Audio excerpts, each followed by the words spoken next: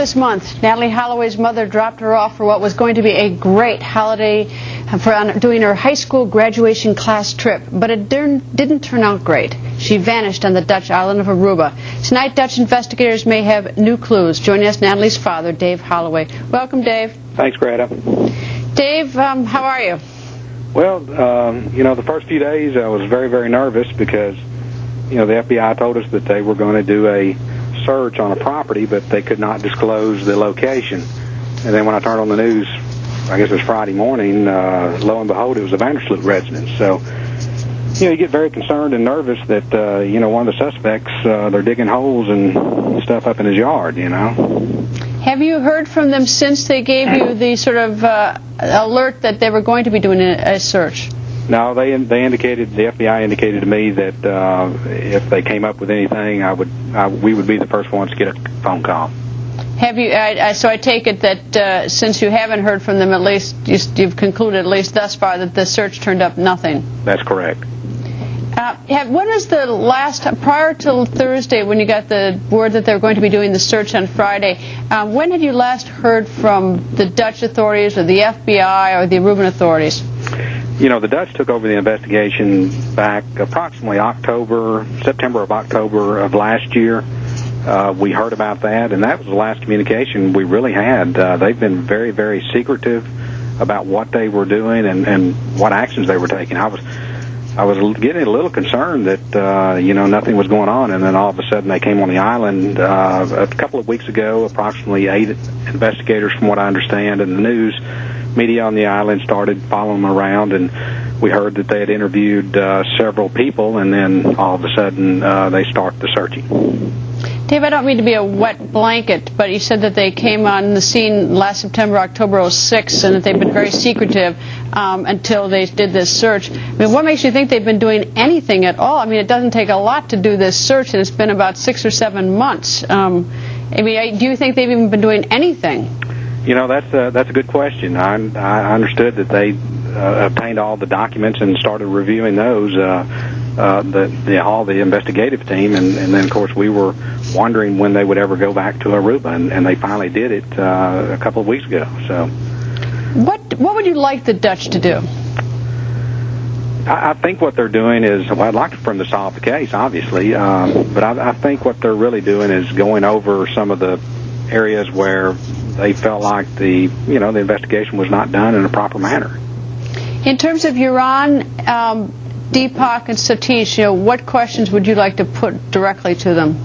Well, obviously, I would want them to tell the truth and disclose, what happened to Natalie and what kind of condition she was in when they supposedly left her at the beach. I really don't buy that story, but I just certainly asked them to come clean. Are you 100% certain that they didn't simply leave her at the beach? I mean, in your heart and mind?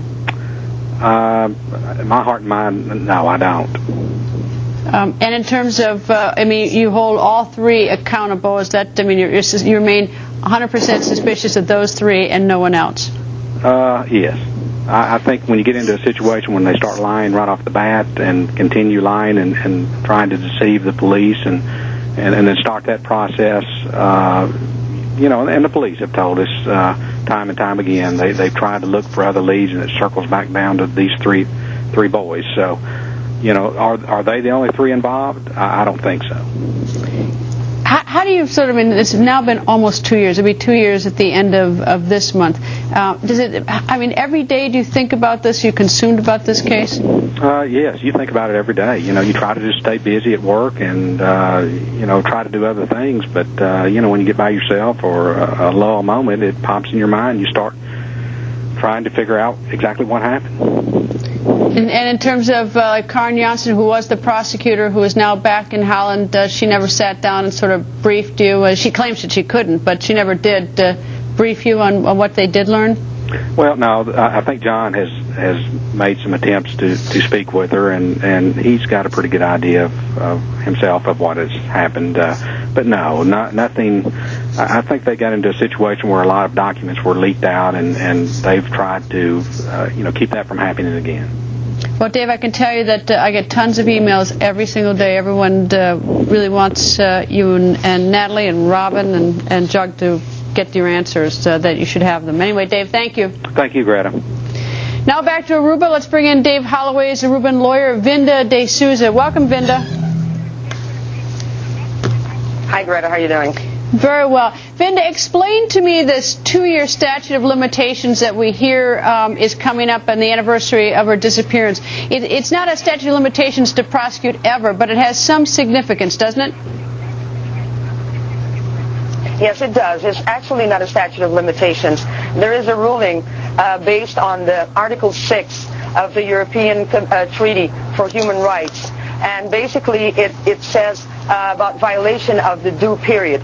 Everybody is entitled, if a person is suspected of committing a crime, and not to wait for too long for the crime or the person to be charged and be brought to trial. Basically, that is it. There is a ruling by the Supreme Court in a specific case where the Supreme Court ruled that the reasonable period was 2 years. But it depends on the circumstances of the case. Depends on how the demeanor or the attitude of the suspects has been. It depends on the circumstances, on how the case is. If it's a very complicated case, several circumstances that can have either the case be the period be 2 years or longer or shorter. All right, so let's say that at the end of this month, there's no more further evidence, and the 3 are declared they are no longer a suspect. But let's say in August, a huge piece of evidence surfaces that points directly at one of them and is overwhelming in terms of guilt. Could the person then be prosecuted anyway, even though that 2 years had gone by?